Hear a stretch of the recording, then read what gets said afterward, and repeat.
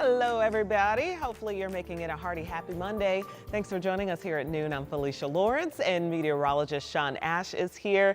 And it is certainly a cold one. Yeah. It feels like fall. Oh, yeah. I had to look back. We hit 39 officially in Indy. It's the first time we've been in the 30s this season for Indianapolis, and first 30s in the city since the middle of April. So you might say it's been a while. Yeah, but we're still going to bounce back up. It'll be like a little... Yeah, I don't think we're going to have 80s. Okay. We got one more of those, so we had that on Saturday. But yeah, we're going to have a series of cold fronts come through over the next 7 days. So much more active pattern too. Although right now, quiet as it gets here. These are the lows from this morning.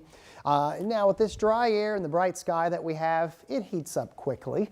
So we go from the 30s this morning. We're already near 60 degrees. Keep in mind our average high this time of year is in the middle 60s, and that's exactly where we're going to be later today with just a most beautiful blue sky outside across central Indiana. Not a cloud in the sky right now. And in fact, as we expand the map, so here comes the first front. That's what we had over the weekend, brought the rain.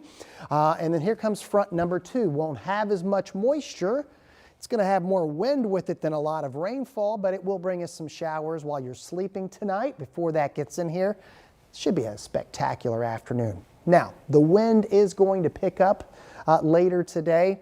In fact, it's already in the process of doing that. It's south wind at about 8 to 9 miles per hour right now. That will pick up a bit. It's going to be a little more of a brisk finish to the day here, but look at all of that sunshine when the kids get out of school. Temperatures topping out in the mid 60s. We've got much to discuss, some rain chances and the frost and possibly freeze for some areas in the 7-day forecast. Thanks, Sean. And this afternoon, we know the name of a 21-year-old man killed in a shooting on the northeast side.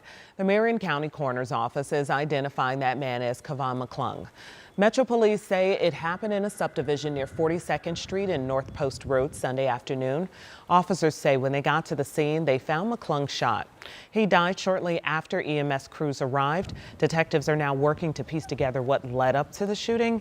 They say there was some kind of disturbance just before shots were fired. IMPD says they have arrested a man for murder. This is an ongoing investigation. An off-duty police officer is in custody after a shooting on Indy's west side. It happened outside The Pony, which is a strip club. It happened Sunday morning. Metro Police were called to 35th and Lafayette around 3 a.m. yesterday. They found a car crashed into a barricade and a man in the driver's seat who appeared to have been shot. IMPD confirms an off-duty officer was the shooter, but say he does not work for the Metro Police Department. Police also say 2 people were hit by the car. One woman is in critical condition. The other person is stable. A passenger inside the car also went to the hospital. It is unclear how serious their injuries are.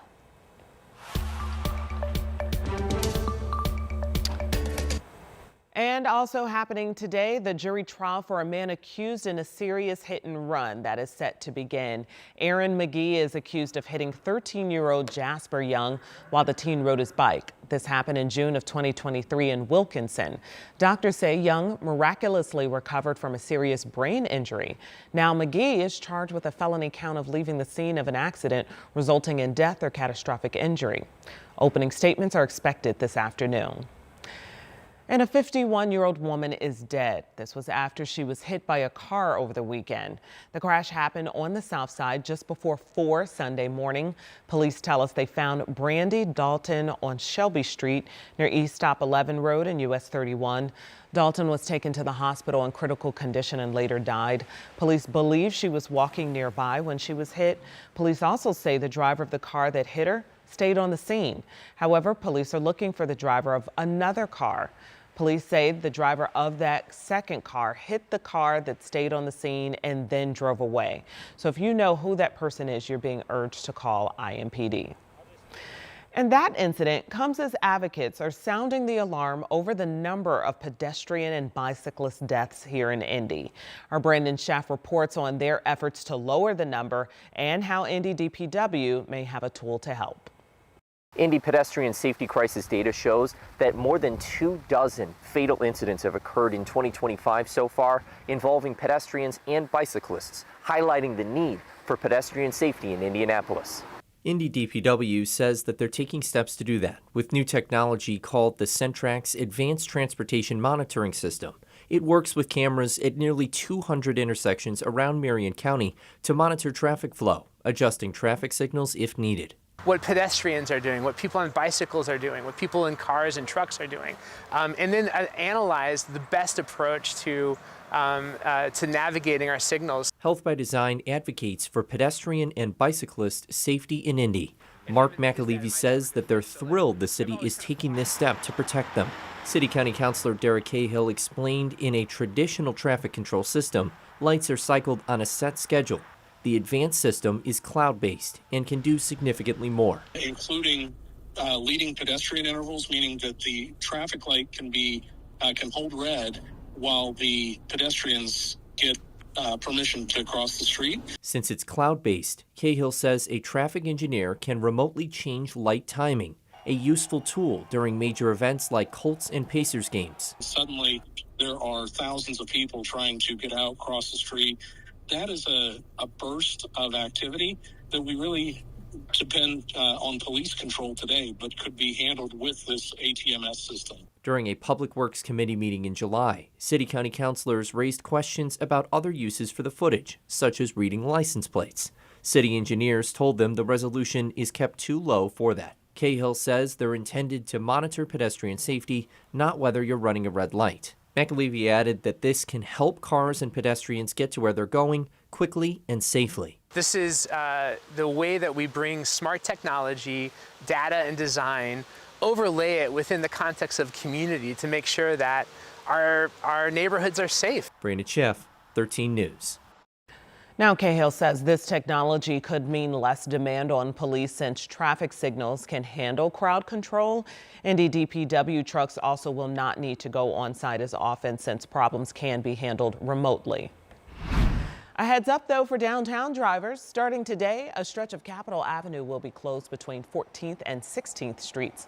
Crews are building a new pedestrian bridge as part of IU Health's new downtown hospital. Indigo buses will detour down Meridian Street with a temporary stop at 14th and Meridian. This is through November 17th. Work is expected to wrap up in January.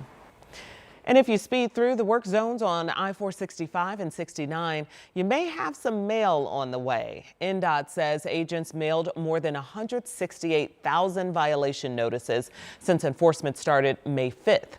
162,000 are warnings for first offenses. 4,000 are second-time offenders, and then nearly 2,500 are $150 fines for third or subsequent offenses. An NDOT spokesperson tells us the department has collected more than $600,000 so far. That money goes into the state's general fund. The speed limit in work zones has been reduced to 45 miles per hour. Anyone driving more than 55 miles an hour could get a violation. And some updates this afternoon surrounding the decision to cut the print edition of IU student paper, the Indiana Daily Student. Produced paper, The Exponent, is now stepping in. The Exponent's CEO and publisher Kyle Charters posted on X saying they delivered a special edition to IU Bloomington. He called it Operation Clandestine Delivery as a show of solidarity. The Exponent says the 3,000 papers delivered contain editorials from past and present IDS editors. This comes after IU fired a student media advisor last week and halted funding for the IDS print editions. Student leaders at the IDS called this move censorship from state leaders.